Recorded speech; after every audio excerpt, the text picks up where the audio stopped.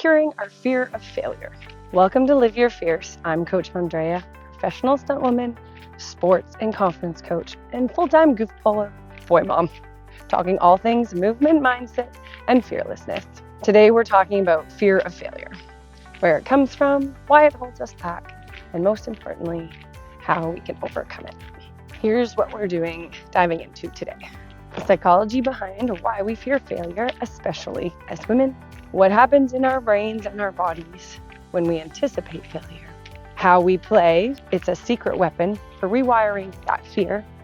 And why I intentionally create space for failure in my own coaching so my clients can learn faster and build unstoppable confidence. Where does this fear of failure come from?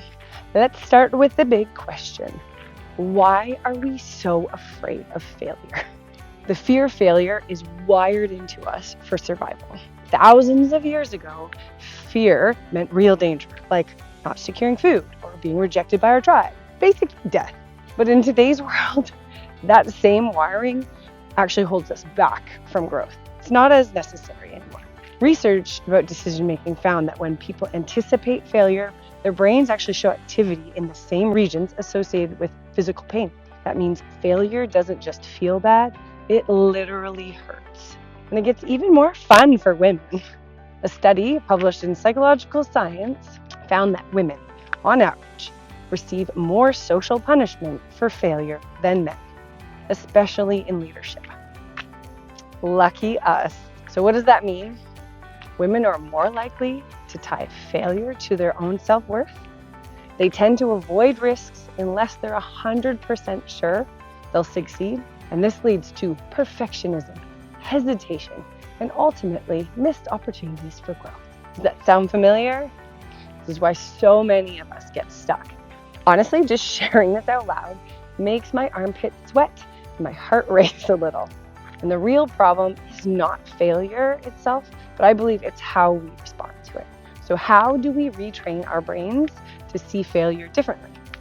The key is exposure therapy, but make it playful. Neuroscience, or brain science, as I affectionately refer to it, shows that the more we expose ourselves to failure in low-risk environments, the less intense our fear response becomes. This is called desensitization. Basically, we become less sensitive. Finally, after all of those times, men react to our existence as being too sensitive. Okay, just kidding. That's totally a topic for another day. Or is it?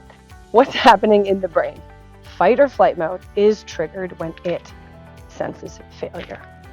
But the more we fail safely, the more the decision-making part of our brain steps in and says, hey, this isn't dangerous. You will be just fine. Over time, we start seeing failure as a normal part of growth. And this is why play is the perfect training ground for overcoming our fear of failure. Unlike high-stakes situations like a business pitch or a public performance, play creates a safe space to experiment, to mess up and realize, not a big deal, even safer perhaps, when you work with a qualified coach. Think about kids learning to walk. They fall hundreds of times, but they don't hesitate. They don't overanalyze. They just get up and try again. Now imagine if we could approach failure the same way. I can honestly share that in the past, fear of failure has crippled me at times. When I was a national champion wrestler many moons ago, before becoming a stunt performer, I worked really hard to earn many successes. But I also experienced many failures. And admittedly, some of those were completely my own doing, not that of my opponents. I can recall some key matches that I became so afraid of failing that I became obsessed with being perfect so that I wouldn't lose.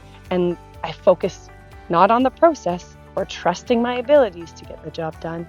And in so doing, I lost some of those matches, really important ones, before I even stepped on the mat. And it still stings a little to this day. I've carried those lessons with me as I began my career in stunt performing, and I vowed to embrace failure. I have learned to trust my worth and still be intact on the other side of failure. Who would have thought? that I would imagine using it as a learning tool, a leveling up tool. And I've surprised myself with how powerful reframing and retraining all of that was. I can still fail and wake up the next day and get another chance to do my best. Usually even better than my best was before. The fearless mindset. This is why I integrate creative movement into my coaching. When we move in unpredictable ways, like parkour, acrobatics, obstacle-based challenges, it forces our brains to problem solve in real time. It's a bit of a cheat code to cure someone's fear of failure, because most of these movement styles are genuinely based in learning how to fail safely. We activate the part in our brain responsible for innovation and adaptability. How cool is that? It's so cool.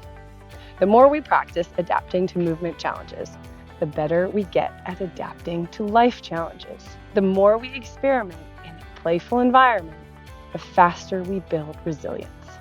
Failure stops feeling like a threat and it starts feeling like a game.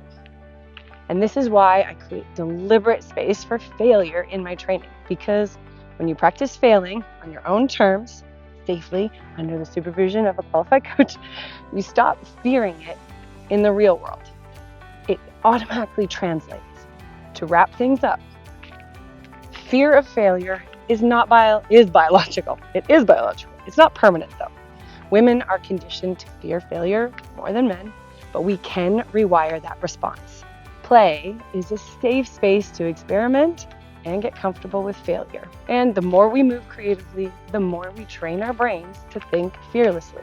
And if this resonated with you, please give me some like, share, subscribe action. And don't forget to keep moving and keep playing.